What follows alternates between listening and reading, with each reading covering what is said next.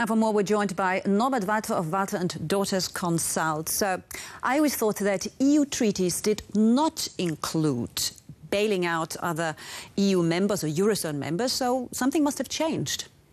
There's still no bailing out, but there is a kind of treatment that after discipline has emerged in the culprit country, others are willing to invest part of their funds to make life easier for all of them, not just for the country that is helped. Okay, that's a nice way of putting it. So we invest in Greece yes, now. Of course. And what do you make of the IMF now stepping in? Isn't that kind of admitting that the Eurozone has failed? The Eurozone has no ready instrument for the situation. And therefore, I advised already in December last year that one should use what is ready and happy to go. The IMF was there. The IMF is part of our obligation as well.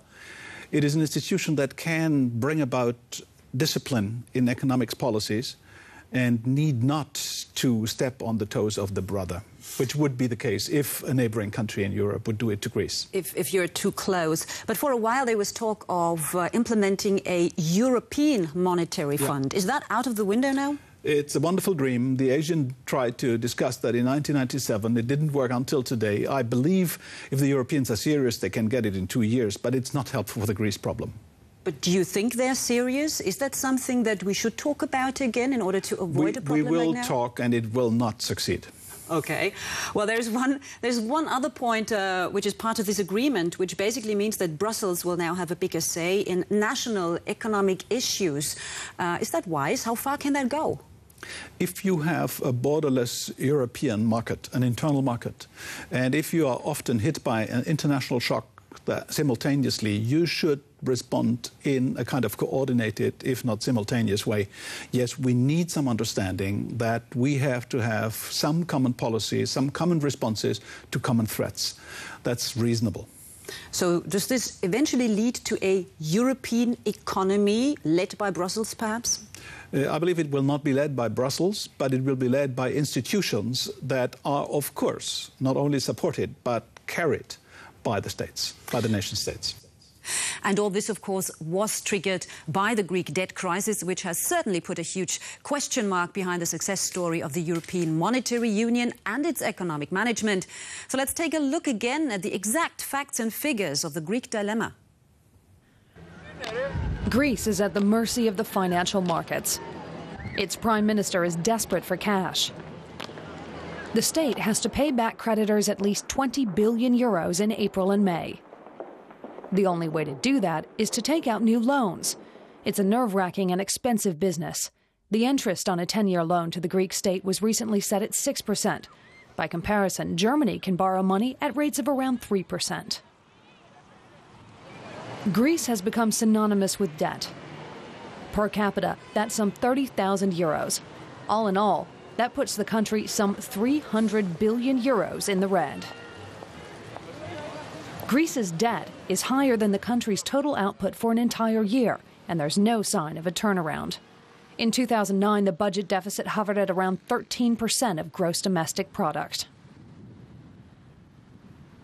Speculators were expecting Athens to declare bankruptcy, but now that the EU and the International Monetary Fund have stepped up with an emergency plan, the markets have settled down. But despite this 11th-hour intervention, it's still not clear how Greece can escape the spiral of debt. Well, Norbert Walter, long-time chief economist at Deutsche Bank and now an independent consultant. What we just heard there, even with the help of the IMF and other Eurozone countries, we only scratch the top of the huge debt mountain. Do you think it's possible for Greece to solve its problem?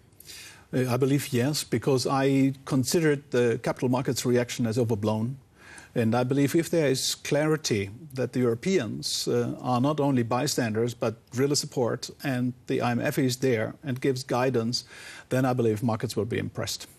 But what signal, do you think, does this rescue plan send out to other Eurozone members like Portugal, for example, or Ireland? Somehow one gets the impression that you can do whatever you want with your own economy. There will always be someone to bail you out in order to save their own neck. At the end of the day, the answer may be yes, but at what price? If the Spaniards, if the Portuguese look at what Greece has to go through now with the reform packages, they probably understand that it shouldn't go into this situation in the first place. If they have a chance. Now, the talk about all these debt crises has put the euro under immense pressure against the US dollar. It plummeted from 1.52 in December in 2009 to below 1.34 in March 2010. That's a drop of about 12%. What do you think will happen to the euro now that the IMF steps in? There could be stabilization. Of course, it depends whether the other countries that are in trouble are well behaved. If there would be more trouble in the other countries, then of course we may see another weakness of the euro. At the end of the day, I do believe that the Americans in particular are not interested in a strong dollar. They badly need something to support their exports, and it should be a weaker dollar rather than a stronger dollar. Therefore, I believe with the messages that we have now sent, I guess the euro will again be stronger.